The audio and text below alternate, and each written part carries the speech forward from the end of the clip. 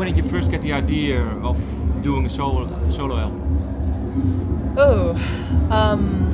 Well, the idea first came a long time ago when I started realizing that there were sort of, piano-only songs that were never going to make it onto the band's records because they didn't need drums. So that was the very first thought, was that at some point the band will take a break and I'll just go off and record these misfit little songs. But then the project really changed because the band needed to take a break anyway, maybe a longer break, we didn't know. And Why? why? Yeah. Because we were just exhausting each other. Yeah. Well, and not just ourselves, but like 8 years nonstop with the same person, especially when we have a really volatile relationship. It's good, but it's intense. And we just burned out. When? Kind of over the last fall, but almost 2 years ago. And we said we need to stop. Brian wanted to do some other projects. I said, I'll just make this solo record and see what happens.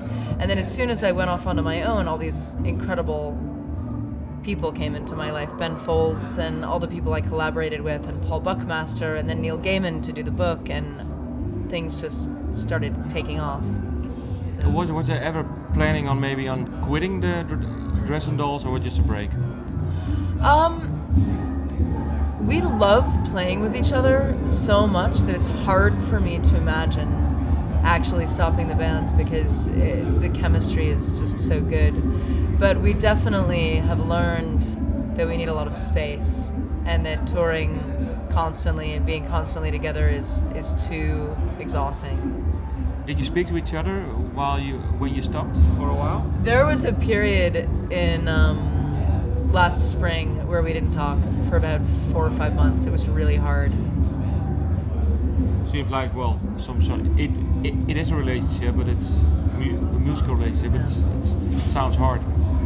Yeah, it's tough. It's like, I explain to people, it's like being brother and sister and married and working business partners and everything all at the same time, and then put yourselves in a shoebox together where you have to see each other basically 24 hours a day, and it's just like, after a couple of years, crazy. What did you do those 4 or 5 months that you didn't speak to Brian?